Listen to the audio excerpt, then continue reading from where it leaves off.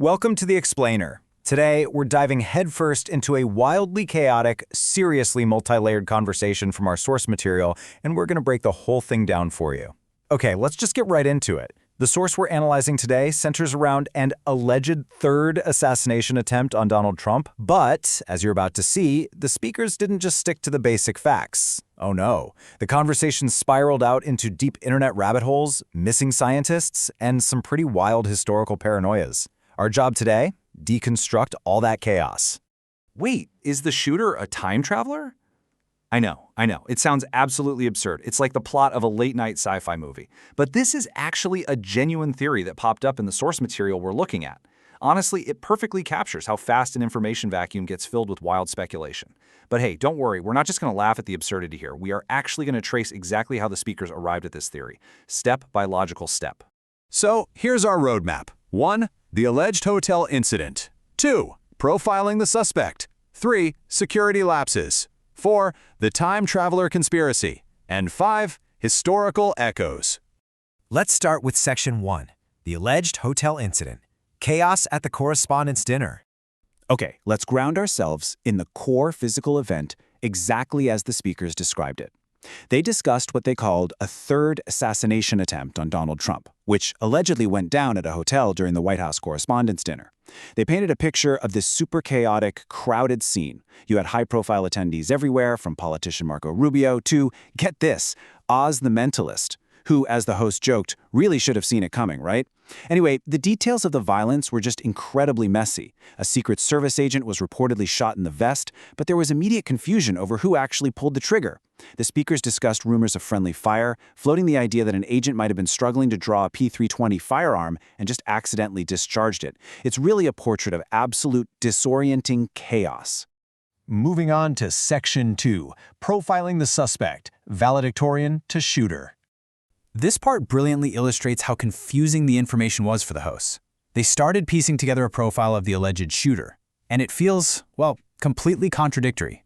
They described him as mixed race, a former teacher of the year, a high school valedictorian, and generally, quote, a scientisty guy. Obviously, that's not your typical profile of a violent offender, and the hosts openly marveled at that. Adding to the bizarre nature of the whole thing, they analyzed hotel security camera footage. Now, the original cameras were pretty poor quality, so they were looking at AI-enhanced footage. They specifically noted that the suspect was moving exceptionally fast, or, as they put it, he got wheels. Now, when trying to figure out the motivation behind this highly educated, scientisty suspect, the speakers turned to the political climate. They characterized the alleged shooter's mindset as a standard American liberal who had simply had enough of what they perceived as dictator, fascism, pedophile rhetoric. As an explainer, we're just neutrally reporting what was discussed, and what this shows is how the speakers instantly mapped our intense, modern political polarization right onto the suspect's alleged actions. That brings us to Section 3, security lapses, checking for guns. The crucial point the speakers kept coming back to was the environment itself. Look, on one hand, you have a presidential event at a hotel. You'd absolutely expect metal detectors, thorough room sweeps, and comprehensive bag checks, right? Especially with the president and prominent politicians in the building. But on the other hand, the speakers were totally flabbergasted by the alleged lack of these basic protocols. They sharply contrasted it with comedy clubs, literally joking that you would find tighter security and metal detectors at the Improv on Black Comic Night. It's a funny but stark juxtaposition that really highlights their complete disbelief at the logistical failures. Which leads us directly to the core question here. Seriously, how does a shooter bypass security at an event with the president and high-profile guests? This isn't just rhetorical for us. This is the exact logical bridge the speakers crossed. When the reality of the security failure seems just too absurd to process, their minds naturally started looking for alternative, non-traditional explanations. And that launches us into Section 4, the time traveler conspiracy, decoding the rabbit hole. Buckle up! I actually love breaking this part down because it perfectly diagrams modern internet sleuthing. The hosts walked through this super bizarre sequence of digital clues. Step 1, internet sleuths dug up a dormant Twitter account from 2023 that posted a single tweet mentioning a name associated with the event. Okay. Step 2, that profile supposedly belonged to a Henry Martinez, described as a missing former intern at NASA's Jet Propulsion Laboratory. His profile linked out to a website titled Time Machine. Step 3, if you look at the background image of this time machine site and, as the hosts joked, squint and decode the visual noise, kind of like a Magic Eye poster, it supposedly reveals a profile picture. And what is it? A green toad wearing a tuxedo, holding a glass. Yeah, you heard that right. But it actually gets darker. The source detailed that when these internet sleuths decoded this imagery further, they claimed the visual noise perfectly mirrored the famous photograph of the July 2024 Pennsylvania assassination attempt on Donald Trump. The really chilling difference, though, the decoded 2023 image supposedly depicted a hole in the head rather than an injury to the ear. It's a grotesque, highly specific, and entirely bizarre claim, but the hosts spent a lot of time dissecting it.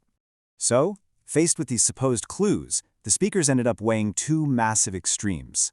Theory A: we are all witnessing the most elaborate psychological operation, or PSYOP, in human history, involving sleeper agents, missing NASA scientists, and cryptic digital breadcrumbs. Or Theory B: someone is literally a time traveler, leaving clues in the past that only make sense once the event actually happens. The hosts really leaned into this paranoid, it's-all-connected mindset. They even brought up rumors that the previous Pennsylvania shooter had briefly appeared in a BlackRock commercial years prior. Honestly, it's just the human brain desperately trying to find a pattern in total chaos.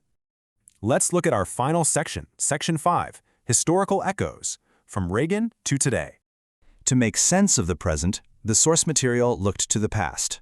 The speakers immediately drew parallels between today's alleged event at the Correspondents Dinner and 1981, when Ronald Reagan was shot at a Washington, D.C. hotel by John Hinckley Jr. And they sandwiched that July 2024 Pennsylvania attempt right in the middle. By putting these events side by side, the hosts were exploring how political violence, especially in these vulnerable hotel environments, seems to tragically repeat itself across different eras of American history. And when discussing John Hinckley Jr., the host brought up his infamous, totally delusional motivation Jodie Foster made him shoot. Hinckley genuinely believed assassinating the president would impress the actress. The speakers were utterly fascinated, and honestly a bit unnerved by the fact that Hinckley is now out of prison and actually released original music on YouTube in 2023. They jokingly, but kind of nervously, interpreted the lyrics of his song, "I Will Be Your Man," as a lingering threat. This look back at Hinckley's mental state in 1981 is what ultimately steered the host conversation to its final and arguably darkest destination. They moved entirely away from time travelers and went straight into theories of institutional brainwashing. The discussion ended with the speakers heavily implying that these shooters aren't acting of their own free will at all, but are victims of mind control programs like MKUltra. One host chillingly described the alleged modern shooter's demeanor by saying it looked like someone had, quote, poured bleach in his ears. Which brings us to the ultimate question the source material leaves us wrestling with. Are these chaotic, terrifying events simply the random acts of individual madness and poor security? Or do they echo something much deeper, darker, and systematic, like MKUltra and mind control? The way the speakers jumped from bad hotel security to time travelers to brainwashing really shows just how desperate we are to make sense of the senseless. And I think that's the main thing you should take away from this explainer today. When reality feels broken, the human mind will build incredible, sometimes terrifying labyrinths to try and fix it. Thank you so much for learning with me today. Keep asking questions, and I'll see you next time.